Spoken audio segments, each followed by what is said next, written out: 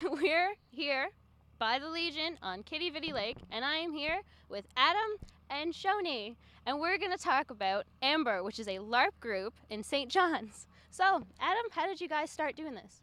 Well, me and Shoni have been LARPing in the community for a couple of years now. We started with the local fantasy game, which is Epoch on the Rock. And then over time, we got used to the idea. We wanted to bring something different to the table. We wanted to mix more of a little more local culture into it. And we both really love the post-apocalyptic genre in fiction. So we thought, what better way to bring a LARP to Newfoundland than to nuke Newfoundland and see what happens. However, our setting is something that we have coined lovingly as analog punk.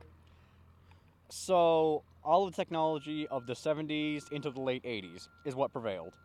We do have a Facebook page. That's for not in-game reasons. But in-world, you'll have people going around using Walkmans and cassette tapes. That is the most prevalent way to get your music in the apocalypse. The basis of our setting is sort of a bit of an alternate history. More or less, the Cold War really started warming up in the late 1970s, and all through the 80s there was a massive jump in technological development. Unfortunately, certain things on the civilian market didn't quite catch up, so you wind up with a society that figures out artificial intelligence and cloning, but hasn't moved past 8-track tapes, and Bonnie Tyler's still on the radio for some reason. Don't be dissing Bonnie Tyler. I know. Can you tell me about some of the different types of characters? Yes. Well, we have our player characters who are people who come in, they create a character to become that persona. You know, you live as that person for the full 3-day event that we do. You show up on Friday, and when we call game start, usually around 8 o'clock on a Friday, until noon Sunday, you are that person. You eat, breathe, live, sleep, talk, you are that character. But in world, we developed a living, thriving world, a full backstory, a full Bible of lore for it, where you have all kinds of crazy people coming out of the woodwork. Yeah. We have the Road Warriors, who are essentially a band of bandits and raiders who have been traveling up and down the Trans-Canada Highway for generations. The Road Wars already happened, and gas has dried up. And now these poor sods are walking up and down the TCH as just nothing more than lousy pedestrians.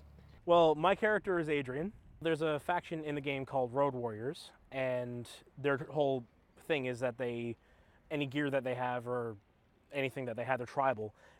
It's all made from things that they found on the Trans-Canada Highway, so anything car parts. I did make it out of bicycle tire, and I use a rivet gun, which is a bit too modern, but I mean, it sticks pretty good, and it's aesthetically pleasing. A lot of the other major ones would be like the regiment, which is the remnants of the regiments of the military bases and things like that. The Royal Newfoundland Regiment that was left here when the bombs dropped.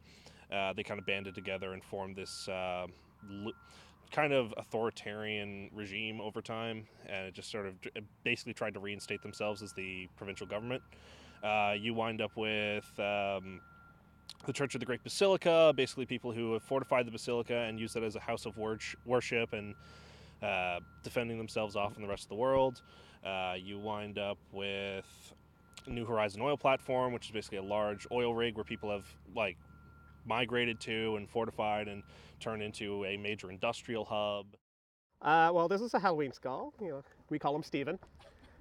Satellite dish stripped down, hammered it out, strapping that onto it. For game regulation, I gotta put some foam padding here so I don't kill anybody with it. Random sports gear, hard drive, espresso cups, hard hat. It's all strapped together with a backpack strapping.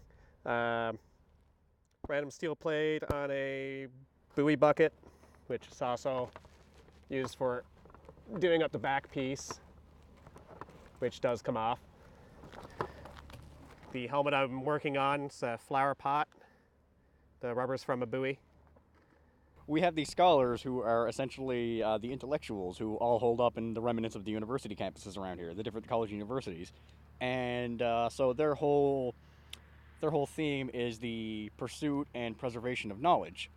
So anything from the old world, books, movies, textbooks, things of that sort, it's all the stuff that they preserve. They are the ones they're pretty well the only people who really know how to do math. My character is Keeper End. He is a keeper of knowledge. I make things from time to time, and I wanted to see how easily I could make something for post-apocalyptic stuff. It turns out to be, I'm going to take that and attach it to this, and I'm going to use that. And that's just, I had a jacket, I bought washers, I had leather working thread. So why binge watch something on Netflix when you can throw on a bicycle tire and be a road warrior for the weekend? For Kicker TV, I'm Jessie Dobbin.